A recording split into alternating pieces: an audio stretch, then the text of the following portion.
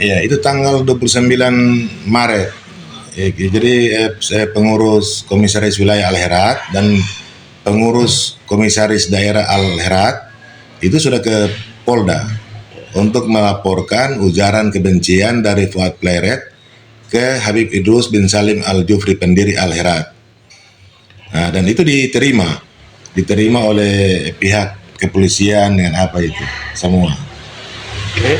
Untuk Fuad Pleret itu dia berasal dari mana, Pak? Kalau dia domisilinya itu di Jogja, yang Fuad Pleret ini. Dan memang nih Fuad Pleret ini dalam beberapa kesempatan juga dia sering menyampaikan ujaran-ujaran kebencian macam-macam.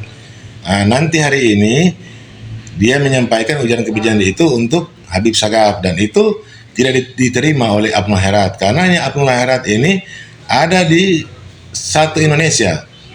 Seberapa besar Al-Herat ini, Pak? Al-Herat ini ada di 21 provinsi di Indonesia. Dia punya 1.800-an madrasah dan sekolah berbagai tingkatan. Jadi mulai dari ibtidaiyah, sanawiyah, aliyah, SD, SMP, SMA, diniyah, taman kanak-kanak, RA.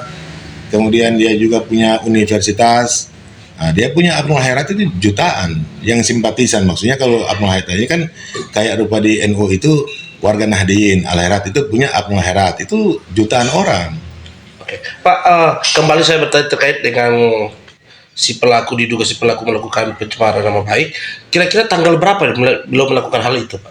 Itu diupload di channel itu dia ada apa live streaming di channel, lupa ada channel apa, tanggal 27 pokoknya itu. Channel di media medsos ya, Pak? Di YouTube. Ada di ya? YouTube. Nah, itu di upload di situ. Dia kalau di channel itu, kalau tidak salah dia di menit ke-35 itu ujaran itu. Dia kan kurang lebih satu jam lebih kan itu. Kalau tidak salah itu. Jadi dia sekitar di menit 35 kalau tidak salah itu. Ujaran kebencian itu. Jadi ada 4 orang yang live streaming bicara macam-macam, bicara yang memang keempat orang ini juga bicara yang hal-hal yang rasisme gitu. Nah, ini kan dipicu oleh pengangkatan Habib Idrus untuk ditetapkan sebagai pahlawan nasional yang memang beberapa tahun. Nah, tinggal selangkah lagi ini Habib Idrus ini akan dikokohkan. Sekarang ini kan ada 10 orang yang akan diusulkan sebagai pahlawan nasional. Nah, termasuk Habib Idrus, Soeharto, Gus Dur, ada kiai-kiai siapa itu saya lupa, ada 10 orang termasuk itu dia. Di antaranya itu Habib Idrus. Dan memang Habib Idrus ini kan dari beberapa tahun lalu itu sudah diusulkan, dan sudah ada beberapa provinsi yang mengusulkan juga untuk diangkat sebagai pahlawan nasional. Entah karena motivasi apa ini kelompok Fuad Pleret ini dia enggak suka Habib Idrus diusulkan sebagai pahlawan nasional. Akhirnya keluarlah ujaran kebencian seperti itu, dikata-katain kata-kata yang tidak pantas yang sangat-sangat merendahkan Habib Idrus maupun Al-Herat dan Abnul Herat, kata-kata binatang yang dia sebut itu. Saya tidak mau sebut, nanti ada di YouTube itu. Oke, Pak. Terakhir saya tanya, Pak, yang diduga pelaku yang melakukan pencemaran nama baik ini apakah dia muslim atau non muslim, Pak? Muslim. Muhammad Riyadi kan DP nama. Muhammad Riyadi, orang Jogja. Muhammad Riyadi. Dia punya pondok pesantren malah dia. Cuma yang lebih terkenal itu namanya itu Fuad Pleret. Untuk laporan ini apakah cuma di Sulawesi Utara atau seluruh daerah? Seluruh daerah. Ada semua. Jadi seluruh provinsi itu lapor. Bahkan di kabupaten kota pun di seluruh provinsi itu lapor. Nah, kayak di Sulawesi Tengah itu semua. Maluku Utara, di Kalimantan, di Kaltara, Sulawesi Utara, semua lapor. Dan banyak juga video-video yang beredar sekarang ini kan mengutuk ini perbuatan ini kan dari Abnul Herat di berbagai daerah. Jadi ada banyak elemen-elemen masyarakat bahkan di Madura. Jadi Madura, Sakera Madura itu yang jawara-jawara Madura ini kan jauh dari Palu. Asito terpanggil untuk membela kehormatan daripada Habib Idrus. Begitu juga ada di komunitas Betawi di Jakarta, ada yang dari Jawa, Sunda, Jadi bukan cuma di Indonesia Timur, bahkan di Indonesia seluruh. Oke. Harapan Bapak, harapan Anda seperti apa? Kita ini seluruh ini Abnal Herat atau pengurus mulai dari PB sampai wilayah sampai daerah itu tentu itu mengecam keras dan sangat menyesalkan, dan kami itu menunggu, mengamati dan mengawal ini proses ini untuk supaya ada efek jerah ke orang ini. Ya, itu atas dasar apa ini Fuad Pleret dan kelompoknya ini tolak itu juga itu enggak jelas. Tentu atas dasar kebencian. Cuma kalau mau tanya kontribusi daripada Habib Idrus ini kan dia berjuang di bidang sosial pendidikan. Yang ada tuh kan ada pahlawan itu kan berjuang secara fisik, ada yang berjuang dengan pendidikan, ada sosial kemasyarakatan dan sebagainya. Nah, Habib Idrus ini berjuang di sisi akhlak dan pendidikan. Kemudian kalau mau bilang kenapa Habib Idrus ini apa dia punya rasa nasionalisme.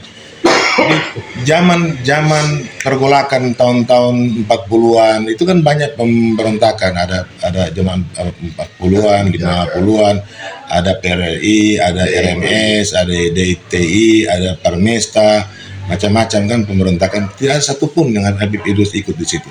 Tidak ada ya. Bahkan Kahar Muzakar itu datang menawarkan supaya mau dukung, itu ditolak oleh Habib Idrus. Nah, sekarang Habib Idrus itu kalau kita buka di media sosial, di Google, di mana-mana itu banyak sekali dia punya syair-syair tentang rasa nasionalisme Habib Idrus ini. Salah satu syair yang dia buat itu adalah syair mengenai merah dan putih.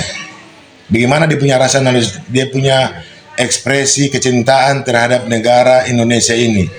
Di syair itu ada penggalan bait, satu penggalan bait syair itu yang di situ disebutkan bahwa setiap bangsa ini punya lambang kemuliaan, dan lambang kemuliaan kami, kata Habib Idrus, adalah merah dan putih. Dan di situ juga Habib Idrus itu dukung Soekarno. Nanti bisa dilihat, dia dukung Soekarno, bahkan dia doakan itu Soekarno supaya diberi kemudahan dan dijauhkan daripada musuh-musuh yang akan menggagalkan dia punya rencana. Nah itu. Kalau hari ini kita bicara mengenai hari ini kita bicara mengenai toleransi, pluralisme dan sebagainya. Habib Idrus tahun 57 itu dia. Ini Al-Herat pernah diangkat satu guru Nasrani, namanya PK Ento. Itu yang angkat Habib Idrus, PK Ento. Tahun 57 itu diangkat satu guru Nasrani, dia mengajar Al-Jabar. Jadi bukan mengajar agama, tapi dia mengajar Al-Jabar, mengajar matematika. Ini PK Ento. Itu lama dia mengajar. Di Kabupaten Sigi ada satu desa, saya lupa itu di desa apa namanya itu. Itu ada satu madrasah yang pengurusnya itu pendeta. Madrasah Pengurusnya salah satu orang pengurus di situ pendeta, karena memang di wilayah itu banyak murid-murid dari madrasah itu Nasrani. Itu di zaman Habib Idrus juga itu. Jadi Habib Idrus itu dia sangat terbuka untuk masalah kemasyarakatan. Kalau masalah akidah kan lain. Jadi kalau masalah toleransi, kebersamaan, nasionalisme itu sudah dilakukan Habib Idrus dari zaman dulu. Ini hari ini kita bicara itu, Habib Idrus bikin dari zaman itu, tahun-tahun itu. Namun ketika ada penolakan daripada Pleret ini, Pak. Nah, jadi sekarang mungkin kan ada hikmahnya. Hikmahnya itu orang yang tidak tahu Habib Idrus sekarang dia tahu Habib Idrus. Orang yang tidak tahu kebesaran Al-Herat sekarang dia tahu kebesaran Al-Herat. Karena Al-Herat ini besar sekali. Di Malang itu ada satu pondok pesantren Darul Tauhid namanya. Itu pendirinya itu Abdul Abdul itu murid Habib Idrus. Murid langsung Habib Idrus. Dirikan pondok pesantren terkenal di Malang itu. Darul Tauhid. Jadi kiprah Habib Idrus ini, murid-murid Habib itu satu Indonesia. Bisa dikatakan pencetak ulama-ulama ya Pak. Ribuan ulama yang dia cetak. Ada ulama-ulama Kaili, ulama Bugis, ulama Makassar, kiai-kiai Makassar, itu murid-murid Habib Idrus, orang-orang Gorontalo, orang Maluku, banyak sekali, ribuan, Abnul Herat jutaan.